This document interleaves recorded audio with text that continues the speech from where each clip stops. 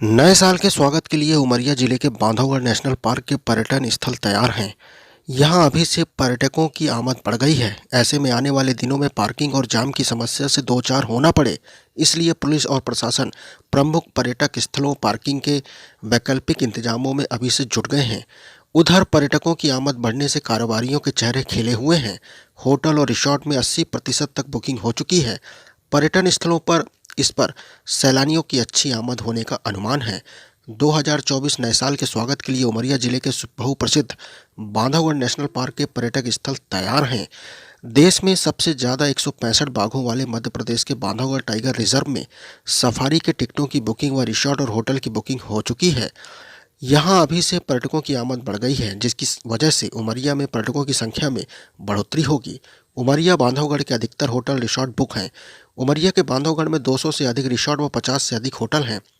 पर्यटकों की बढ़ती संख्या को देखकर कई समस्याओं का भी अनुमान लगातार जा रहा है। उमरिया के बांधवगढ़ टाइगर रिजर्व पार्क में भी पर्यटक पहुंचने लगे हैं। नए साल पर कैंपिंग कर जश्न मनाने के लिए पर्यटकों ने यहां के रिसोर्ट होटलों में एडवांस बुकिंग कराई है। यहां 80% कमरे बुक हो चुके हैं। बांधवगढ़ मध्य प्रदेश में विंध्य पहाड़ियों पर फैला हुआ है। बांधवगढ़ में 105 वर्ग किलोमीटर का मुख्य क्षेत्र और लगभग 400 वर्ग किलोमीटर का बफर क्षेत्र शामिल है, जिसकी स्थलाकृति खड़ी चोटियों, लहरदार जंगल और खुले पास के मैदानों के बीच भिन्न होती है। बांधवगढ़ रॉयल बंगाल टाइगर्स के लिए जाना जाता है। बांधवगढ़ में बाघों की आबादी का घनत्व भारत में सबसे ज़्यादा है। पिछले कुछ वर्षों में पार्क में बाघ प्रजातियों की संख्या में बड़ी संख्या में वृद्धि देखी गई है। इसी तरह पार्क में तेंदुओं और हिरणों की विभिन्न प्रजातियों की सबसे बड़ी प्रजनन आबादी भी देखी जाती है। बांधवगढ़ राष्ट्रीय उद्यान के मगधी क्षेत्र में हाथी शो भी आयोजित किए जाते हैं। पार्क को ताला, मगधी और बमीरा नामक 3 प्रमुख क्षेत्रों में विभाजित किया गया है, जिनमें से ताला क्षेत्र बाघों को देखने के अवसर प्रदान करके बड़ी संख्या में पर्यटकों को आकर्षित करता है। नए साल 2024 के आगाज में कम वक्त बचा है। नए साल के स्वागत को लेकर लगभग सभी उत्साहित होते हैं। लोग साल की शुरुआत कुछ यादगार तरीके से करना पसंद करते हैं। इसके लिए बड़ी संख्या में लोग उमड़ रहे हैं। नया साल पर सर्दी का मौसम रहता है। इस मौसम में उमरिया के बांधवगढ़ नेशनल पार्क की खूबसूरती और अधिक बढ़ जाती है। सर्दी में उमरिया के बांधवगढ़ नेशनल पार्क के बाघ को देखने के लिए लोगों ने 6 माह पहले से ही बुकिंग करा ली है। उमरिया के बांधवगढ़ का नज़ारा देखने दूर दराज से लोग पहुंचते हैं। हर साल नए साल के मौके पर शिमला, मनाली में पर्यटकों की संख्या बढ़ जाती है। उमरिया से संवाददाता राजा तिवारी की खास रिपोर्ट। दीपा डोळे। कहाँ से आना हुआ आपको? अमरावती। अच्छा। नव वर्ष में बांधवगढ़ आप घूमने के लिए आए हैं, कैसा लग रहा है यहाँ? अच्छा लग रहा है। क्या खास बात लगी? नहीं, अभी तो आए, अभी तक जब पूरा देखा नहीं है, सुबह ही आए हम। सब पूरा अभी देखा नहीं है कुछ। बांधवगढ़ को शेरों की धरती कहा जाता है। अभी यहाँ कैसा महसूस कर रहे हैं आप? शेर देखने जा रहे हैं तो क्या कौतूहल है आपके अंदर टाइगर तो देखने? दिखेगा तो बहुत अच्छा लगेगा, अभी देखने मिलेगा तो। नए वर्ष में क्या कहना चाहेंगे? नए वर्ष अच्छा जाए सबको। नए वर्ष की शुभकामनाएं सबके लिए। मैं सब सदाकत अली, सैयद सदाकत अली, कहाँ से आगमन हुआ? रतलाम एमपी से। अच्छा, बांधवगढ़ आप नए वर्ष पे आए, जी हाँ। कैसी अनुभूति हो रही है यहाँ? क्या अनुभूति तो अब अच्छी है। अंदर जाना है, टाइगर सफारी करनी है, टाइगर को देखना है, उस वक्त की अनुभूति होगी जो अनुभव होगा जी। और नए वर्ष में आपने बांधवगढ़ को क्यों चुना? नए वर्ष के आगमन के पूर्व कि यहाँ आके आप मनाएं? देखिए, ऐसा रहता है कि एक नेचुरल जो कुदरत का बनाया हुआ जंगल है, बाग बगीचे इंसान के लगाए हुए तो काफ़ी हैं दुनिया के अंदर, ठीक है। और एनिमल भी, जानवर भी पिंजरे में कैद किए हुए काफ़ी हैं। आज़ाद ख्यालों के लोग हैं। आज़ाद जानवर को आज़ाद तरीके से जिस तरह से रहता है उस तरह से देखने का मज़ा है। उसकी आज़ादी को देखेंगे तो हम भी कुछ नए साल के अंदर कुछ नई आज़ादी के हिसाब से अपनी ज़िंदगी के अंदर बेहतर कुछ करने का अवसर मिलेगा, सोच रहेगी। क्या कहना चाहेंगे नए वर्ष में आप लोगों को अपनी ओर से? हम तो यही कहना चाहते हैं कि पेड़ पौधे ज़्यादा से ज़्यादा लगाएं और वन्य जीवों की इनकी सुरक्षा करें।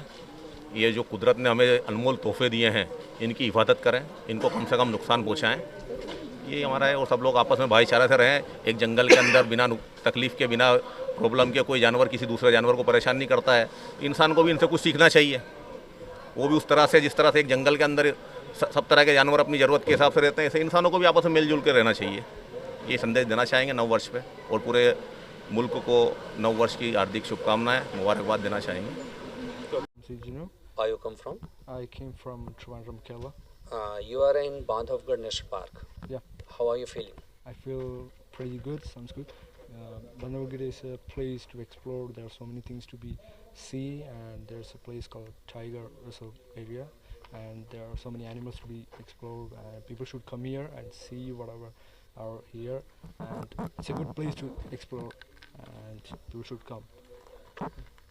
How are you feeling this area? I feel good. I feel pretty good, and it's too cold, and I'm really comfortable with this weather condition. And I would like to be in the cold, and the sounds which came from the nature. It is really a eco-friendly area, and people should come. Okay.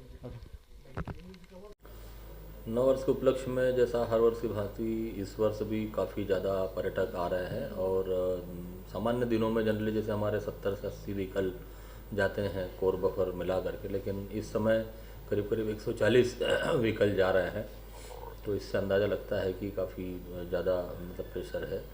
और बाकी हम लोगों ने staff को मुस्तैद किया हुआ है। हमने एलिफेंट से भी हमारी पेट्रोलिंग बढ़ाई हुई है। सभी जगह सुरक्षा के लिए चाक चौबंद व्यवस्थाएं की गई हैं। और इसके अलावा नए वर्ष में हम टूरिज़्म को लेकर के कुछ एक नया वो करने जा रहे हैं कि समिति या गांव वालों को सीधा सीधा उसका फ़ायदा मिले। तो गांव वालों को टूरिज़्म से जोड़ने के लिए हम प्रयासरत है। अभी हमने 2-3 मीटिंग्स भी ली हैं जिसमें हम सेल्फ हेल्प ग्रुप को जोड़ेंगे।